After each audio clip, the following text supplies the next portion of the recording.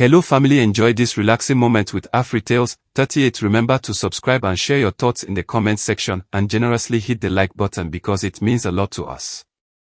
Please relax and enjoy as we dive in the story. The Covenant of Love. The Golden Cage. Under the dazzling chandeliers of the Saffron Hill estate, Anika sat in silk and sorrow. 2 years ago, she'd walked into this life like a princess in a fairy tale, married to Darius Kingsley, a man whose wealth was only rivaled by his charm. His name opened doors in elite circles, his smile adorned magazine covers, and his love, once tender and fierce, had made Anika feel like the luckiest woman alive. But fairy tales are deceptive. Behind the polished marble walls and blooming gardens, love was crumbling. Darius had changed. It started with late nights and evasive eyes. Then came the perfume-scented blouses in his briefcase. And finally, the truth slapped her cold. He was sleeping with his secretary. A woman who barely greeted Anika at the office parties now had her husband's heart. But worse than betrayal was the disdain that followed. Darius didn't just grow distant, he grew cruel. He mocked her prayers. He belittled her presence. He spoke of sending her back to where she came from as if their vows were void. Anika cried. But not for long. Because she wasn't raised to give up. Her grandmother once said, if the fire burns your home, become the rain that puts it out. Anika found herself one evening at the ancient St. Idris shrine, cloaked in pain and purpose. The old priest, Father Malachi, listened not just with ears, but with eyes that saw into the soul. You want him back? He asked gently. No, Anika replied. I want what was stolen from me back. My peace. My pride. My power. He nodded. Then you must pray not for him, but for yourself first. What followed was a journey not of desperation, but spiritual warfare. And it would unlock secrets neither she nor Darius ever expected. The fairy tale beginning. Their wedding was the event of the year. Darius arrived in a helicopter. Anika wore a very worn custom gown. The media dubbed them the Golden Couple. Their honeymoon in Bora Bora was a parade of luxury. And for the first year, love bloomed daily. But even gold rust in the wrong hands. The decline. The signs were subtle. Darius stopped coming home for dinner. He answered calls in another room. Then the secretary, Lila, a sharp-eyed woman with crimson lips, became a shadow in their lives. Anika noticed things, a strand of blonde hair on his coat, a lipstick stain on his collar. When she confronted him, Darius scoffed. You're being paranoid. Maybe if you spent more time on yourself than stalking me, I wouldn't need excitement elsewhere. The words gutted her. The threat. 3 months later, Darius came home drunk and heartless. I want a divorce, he slurred. You're suffocating me. Lila, she understands me. Anika sat frozen. She had given him everything, her youth, her love, her loyalty. And now, he wanted her gone. But it wasn't fear that gripped her heart. It was resolve. She would not be discarded like a worn-out trophy. Not without a fight. The spiritual turn. A friend whispered the name, Father Malachi. He's not just a priest. He sees things. At first, Anika hesitated. It sounded superstitious, even desperate. But one stormy afternoon, she walked barefoot into the chapel, soaked in tears and rain. The old priest looked up from his candlelit altar. I've been expecting you, he said. And with that, the tides began to turn. Father Malachi handed her a small scroll wrapped in red thread. Say these words for 7 nights. But remember, this is not magic. It is transformation. Anika took the scroll. Something ancient stirred within her. Darius may have turned away, but she was about to rise not to beg, but to reclaim. Whispers in the shadows.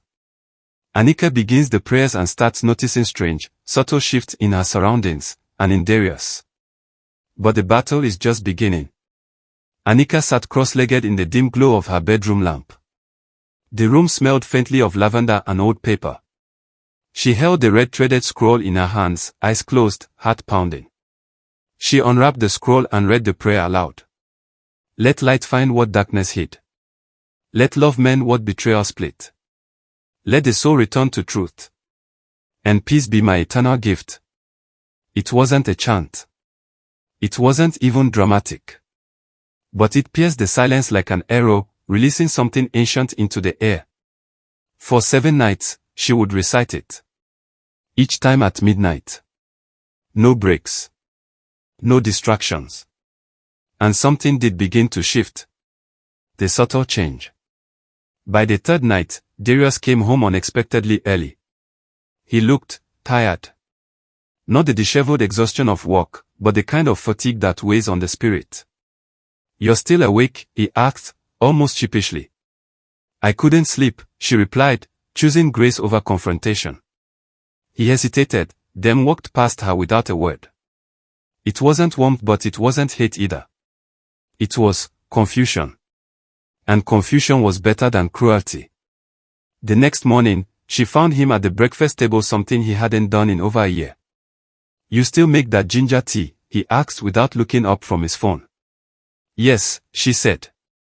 "Would you like some?" He nodded. That was all.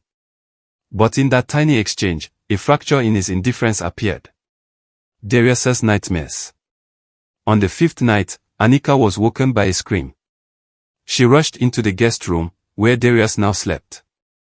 He was sweating, sheets tangled, mumbling in his sleep. "No. No, don't leave. Lila. Don't. I didn't mean." She watched him closely. His face, twisted in fear, looked nothing like the cold, calculating man she had come to loathe. This was a man tormented. The next morning, he wouldn't look at her. "Did you have a nightmare?" she asked gently. He scowled. "Don't be ridiculous." But she noticed, he clutched his necklace, the one his mother had given him. The same one he used to say protected him. Something was shaking him. Shadows in the office. Meanwhile, Lila, his secretary and affair partner, grew distant. Darius would call her into his office and emerge visibly agitated. One afternoon, he slammed the door behind him and muttered, "That woman's losing it. She keeps talking about seeing shadows behind me." "Shadows?" Anika asked, keeping her tone neutral. He stared at her. "Yes. Can you believe that?" But she saw it in his eyes, fear and doubt. That night, Anika whispered a new prayer, an addition that Father Malachi had told her would reveal the soul's shadow. Reveal what eyes can't see. Burn away what shouldn't be. Truth rise from beneath the lies. And close the serpent's eyes. The wind howled outside as if echoing her command. Lila unravels. The next week, Lila quit. No notice. No explanation. Darius found her at her apartment, shivering, clutching a Bible. "I don't know what's happening," she told him. "I keep hearing a voice in my ear telling me I've touched what isn't mine." He returned home that night pale and shaken. He didn't speak. He just walked into their old bedroom and fell asleep next to Anika, for the first time in over a year. The invitation. On the 7th night, Anika lit a white candle at her window. She whispered her final prayer, tears streaming down her cheeks. Not from sorrow this time, but release. She didn't just want Darius back. She wanted herself back. And with each word, she felt a weight lift from her spirit. That morning, Darius handed her an envelope. "What's this?" she asked. "An invitation," he said quietly. "To dinner. With me. No phones. Just us." She opened it. A reservation at their old favorite restaurant, the Violet Oak. The place where he proposed. Anika smiled faintly. She wasn't naive. She knew this wasn't the end of the battle. But it was the beginning of something. Perhaps not a restoration, but a reckoning. At dinner, Darius lifts a glass of wine and confesses a truth that Anika never expected to hear. It wasn't just guilt driving him. It was fear. And it had a name. The serpent's name. A chilling confession from Darius reveals the spiritual forces that were manipulating him, and it's far deeper than just lust and betrayal. The violet oak shimmered under soft golden lights, a place once sacred to their love. Anika walked in slowly, unsure of what this evening might hold. Darius was already seated, clean-shaven, dressed in the navy blazer she once picked for him. For a moment, he looked like the man she married. But when she sat down, his eyes didn't gleam with charm. They were heavy. Haunted. "Thanks for coming," he said, almost whispering. "I wasn't sure I would," she replied honestly. He nodded. "I need to tell you something. And I want you to listen, all the way through." She leaned back and folded her arms. "Go ahead." Darius's tale. "It started long before Lila," he began. "Long before I ever even touched her." Anika frowned. "It was after my father died. The company was crumbling. I was desperate to keep everything afloat. One night, an old friend from university introduced me to a man. He called himself Adrian. Said he helped businessmen like me stay on top." Darius's voice wavered. "I laughed at first. Thought it was some scam. But Adrian, he knew things. He offered me a contract. Said it wasn't legal, but spiritual." Anika's stomach turned. "He asked for a small ritual. Just a chant and an offering. I didn't think it was real, I thought it was symbolic. But the moment I did it, things changed. Deals closed without meetings. Investors called me. And then Lila showed up." Anika's eyes narrowed. She wasn't even my type. But something about her pulled me. I couldn't resist her. And worse, I wanted to hurt you. I started resenting you for no reason. Like I was being pushed by something I couldn't see." Silence. Then Darius looked her dead in the eyes. "And recently, I've been dreaming of a serpent. It coils around my bed." Whispers in Lila's voice. "But its eyes, they're mine." Anika's awakening. The confession hit her like a wave. Not just the betrayal, but the invasion. She remembered what Father Malachi said: "There are spirits that cling to ambition. And they don't come alone." Anika stared at her husband. "Why are you telling me this now?" "Because, whatever you're doing, it's working. I can feel something breaking. And I want out. But I don't know how." Anika's heart pounded. The enemy wasn't Lila. It was the contract. Return to St. Idris. The next day, she returned to Father Malachi. The chapel felt colder, darker. He looked up before she even spoke. "So he's confessed." She nodded. "There's more to this than infidelity." "There always is," the priest said. "Spirits don't feed on lust, they feed on destruction." Anika leaned in. "What do we do?" Father Malachi took a deep breath. "The serpent has a name. You must find it." "How?" "By confronting it. Together." He handed her a small vial of oil and a worn-out book of scripture. "Clean your home. Pray over it. Light no candles, only fire from a match. And before the 7th verse, ask it to name itself." Anika hesitated. "And if it does? Then the war truly begins." Scene 5, the cleansing. That night, she told Darius everything. For the first time, he didn't mock or resist. They started at midnight. Anika anointed the doorways. Darius poured salt across the thresholds. Together, they read the verses aloud, their voices sometimes shaky, sometimes defiant. When they reached the 7th verse, the air turned cold. The lights flickered. Then, from the fireplace, the flames surged, and in the crackling embers, a hissing voice slithered through. "You called me, now speak my name, if you dare." Darius fell to his knees. "Anika, I can't breathe." She gripped his hand and shouted, "Name yourself." A low growl erupted from the walls, the very foundation trembling. Then it whispered, "I am Muriel, born of envy, fed by greed." The flames died. Silence returned. And in its place, a knowing. The war was far from over. But now, the enemy had a name. Darius collapses after the encounter. His body burns with a fever that no medicine can touch. Father Malachi warns, Muriel won't let go easily. Anika must now choose, let Darius suffer the consequences of his pact, or descend deeper into spiritual warfare to save him. The fire and the fever. Anika begins a dangerous spiritual fast while Darius falls deeper into torment. And from the shadows, Muriel begins to fight back. It began at dawn. Darius's body convulsed in bed, his skin hot to the touch. His breathing grew shallow, and his eyes flickered open and shut like a man caught between realms. Anika wrapped him in cold towels, whispering prayers, but nothing worked. She called a doctor. Blood pressure, normal. Heartbeat, strong.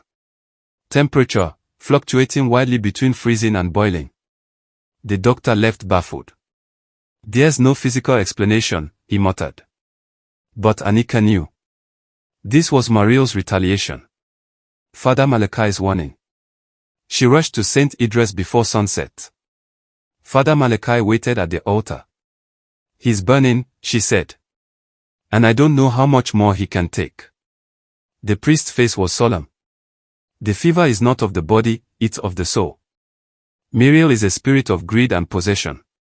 When it's cast out, it turns violent. Can I stop it? No. But you can shield him. He handed her a bundle, white linen, frankincense, a flask of anointing oil, and a prayer guide. You must fast. 3 days. No food, no distractions.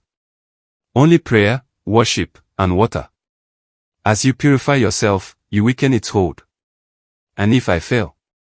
You won't. But if you break the fast even once, it will know. And it will strike again. The fast begins. Anika locked the doors. Unplugged the TV. Turned off her phone. The house became a sanctuary. Day 1, she prayed from sunrise to sundown. Darius mumbled in delirium, at times screaming at nothing, flailing at invisible hands. She anointed his forehead every hour. At night, she heard whispers in the walls, you'll break. You're weak. You never mattered to him. She whispered back, I matter to me. Day 2, hunger clawed at her, but she pressed on. As she read the 91st Psalm aloud, a gust of cold air swept through the room despite locked windows. Darius's fever eased for a moment. He whispered her name. It was the first time in days. Day 3, she was weak, but her spirit was stronger than ever. As she prayed, her voice trembled, but it resonated. And then, the storm came. The manifestation. Thunder cracked across the sky. The house shook as if something massive had landed on the roof. Candles flickered violently. The walls groaned.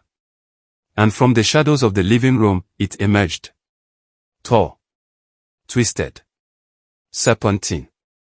With eyes like black mirrors and a mouth that grinned too wide. Muriel.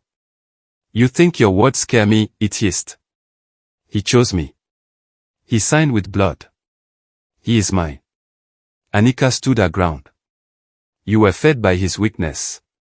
But I am not weak. She opened the prayer guide and read aloud. By the blood of truth, by the fire of light. Let what was bound now flee from sight. No pact can stand in sacred air. Begone, false flame. You have no claim here. Muriel screeched. The walls trembled. Then, with a final, shrill cry, it burst into smoke and vanished through the fireplace. Silence followed. Darius's body relaxed. The fever broke. And he whispered through dry lips, is it over? Anika sat beside him, tears falling. It's just beginning. But now, we are on the same side. The aftermath. Darius slept for nearly 24 hours. When he awoke, the sharpness in his eyes was gone. Instead, there was softness, genuine remorse. I don't deserve you, he said, voice cracking. I betrayed everything. Anika nodded. Yes. You did. He swallowed hard. Can you ever forgive me? She held his hand. "I'll forgive you. But forgetting. That's not the goal. Healing is. A new pact." They returned to Father Malachi for one final rite, a marriage renewal, not before witnesses, but before God.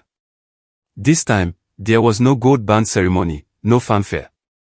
Just two hands, bound in white cloth, pledging not just love, but truth. Father Malachi smiled. "The contract with darkness is broken. But now, you must live as proof of light." Darius nodded. "No more secrets. No more shadows." Anika looked into his eyes. "If you ever fall again, I won't fight for you. I'll fight with you. But never alone again." As they leave the chapel, a strange letter arrives at their doorstep. No sender. Just a wax seal with the imprint of a serpent and a chilling message inside. Echoes of the contract.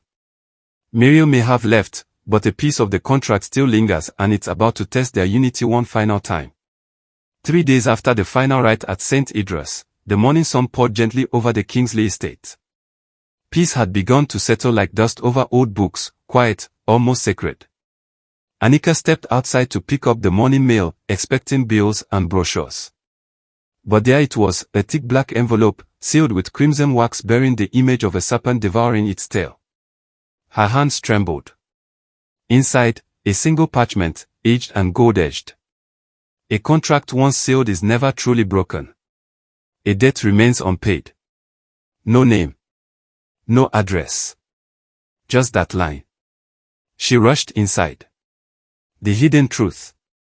Darius read the letter in silence, his face pale. "I didn't just say the chant, Anika. I signed something. A scroll. I thought it was a joke. But now I realize, it was a pact." Anika's pulse quickened. "Did you destroy it?" "I don't know where it went. Adrian took it with him." Anika's eyes narrowed. "We need to find Adrian." The visit to Adrian. They tracked him down through an old business card Darius kept tucked away in a drawer. Adrian lived in a luxury condo, sparse, silent, the air unnaturally still. He smiled when they arrived. "Oh, the power couple. To what do I owe this unexpected reunion?" Darius's jaw clenched.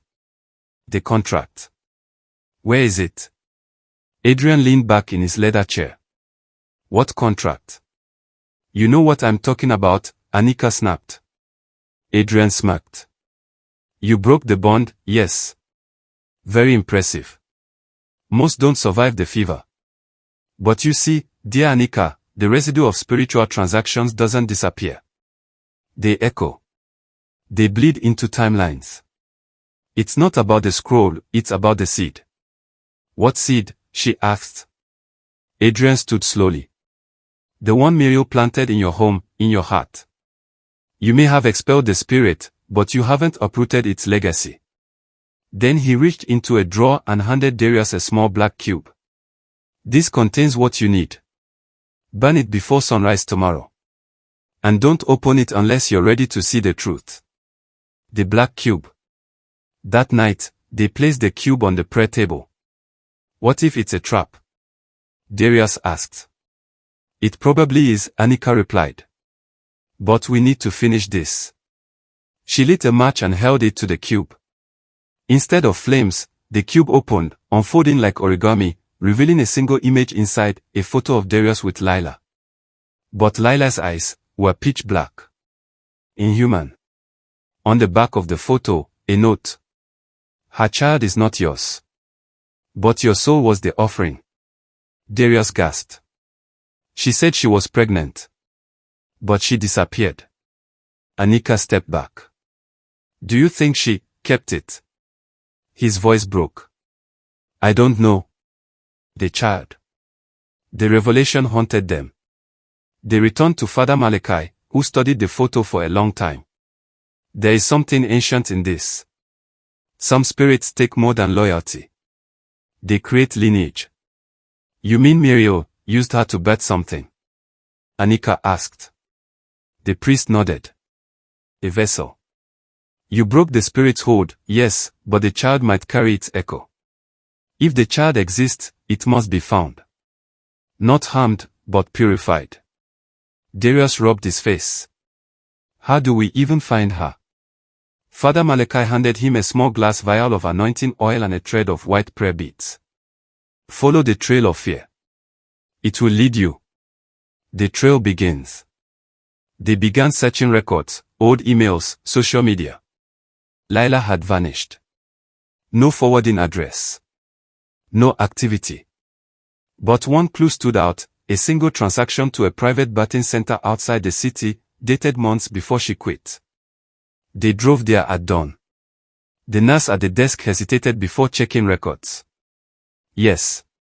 Lila Hammond, she said finally. She gave birth to a baby boy. Refused to name the father. Left the next day. Did she leave an address? Darius asked. She said she'd be staying with her aunt in Hollow Creek. Anika froze. Hollow Creek was where Father Malachi said Muriel had last been exorcised over 50 years ago. The trail of fear had just begun. That night, Anika dreams of a child standing in the rain, black eyes, whispering her name. You can't unmake what's been born. The purge and the promise. Anika and Darius find the child and face one final, terrifying confrontation that would determine not just their marriage, but their legacy. Rain pounded against the windows. Anika sat upright in bed, heart racing. The dream still clung to her like cold mist. She had seen a child, barefoot, drenched, standing in a forest clearing. He said nothing. He only looked at her. And his eyes were endless black. But then, just as she turned to run, he whispered. You called me. I heard your voice. She woke gasping. Darius stood beside her, concerned. The boy. She nodded. We have to go. Hollow Creek. The journey to Hollow Creek. They drove in silence. The forest grew thicker as the road narrowed. Hollow Creek wasn't just remote, it felt forgotten. When they arrived, they found a small, worn-out cottage at the edge of the woods. The garden was overgrown, and wind chimes clanged without wind. An old woman opened the door. Her eyes, sharp and cloudy, narrowed at the sight of Darius. You've come for the boy, she said. We're not here to take him, Anika said. We just need to see him. The woman nodded once and stepped aside. Inside, the air was thick with incense and dust. A boy sat in the corner of the room, drawing with a piece of coal. He looked up. He had Darius's jawline, but Lila's hair. And those eyes, not entirely human. His name is Eli, the woman said. He doesn't talk much. But he knows. Darius knelt down slowly. Eli, do you know who I am? The boy stared at him. Then reached into his pocket and handed him a folded paper. It was a drawing. A serpent wrapped around a heart, being pierced by a sword. Anika inhaled sharply. He's dreaming the battles. The woman turned to her. The spirit left his father. But it still stirs within him. You must choose. Banish it, or it will grow. The ritual. Father Malachi arrived by dusk, having traveled through back roads in near silence. He brought with him a chalice, holy oil, and a relic from the church, an ancient crucifix said to repel binding spirits. He is not possessed, he told them. But he is a vessel. Innocent, but seeded with darkness. Anika knelt beside Eli. We're not here to hurt you. We're here to free you. Eli tilted his head. Then, in a whisper. Will it hurt? Anika's heart broke. Only for a moment. Then you'll be whole. They began the prayer at the stroke of midnight. Father Malachi led, Anika and Darius each holding one of the child's hands. As the oil touched his forehead, the wind outside surged. Eli's eyes rolled back. He screamed, not in pain, but in rage. From his mouth, a voice unlike his own erupted. You broke the bond. You think you can erase me? Anika's voice trembled but held firm. I broke you once. I'll do it again. But this time, for good. She lifted the crucifix, pressed it gently to his chest, and spoke. You are not his master. You are not his voice. Let light claim what shadow hides. Let love rewrite what hate defiled. A blinding light filled the room. The windows shattered outward. Eli collapsed into Anika's arms. The morning after. Dawn broke over Hollow Creek with stillness and warmth. Birds sang again. Eli slept peacefully for the first time since birth. Father Malachi embraced them both. It is finished. Muriel is gone. Not just cast out, undone. Darius knelt beside the boy, tears in his eyes. I never knew I could be a father. I still don't. But if he'll have me, I'll never let him walk alone. Anika rested her hand on his shoulder. We'll do it together. As we were meant to. They returned home. Weeks passed. Life slowly bloomed again. Darius began volunteering at youth centers, telling his story not with shame, but honesty. Anika, once broken and betrayed, became a beacon for other women, leading spiritual counseling and empowering wives, not to tolerate abuse, but to reclaim strength and peace. And Eli? He laughed. He played. He painted beautiful pictures of gardens and sunlight. The darkness was gone. The promise. On their anniversary, Darius surprised Anika with a visit to the place where they first met, the old bookstore in Midtown. He got down on one knee. Not with a ring, but with a simple ribbon. This is not a reproposal, he said. It's a covenant. Not just to love you, but to walk beside you, through shadow and sun, truth and trial. She tied the ribbon around both their wrists and whispered, and I promise never to fight for you again. But always with you. They kissed under the warm light of the bookstore window, as a little boy named Eli peeked through the shelves, smiling. Thanks for watching and please don't forget to subscribe and share.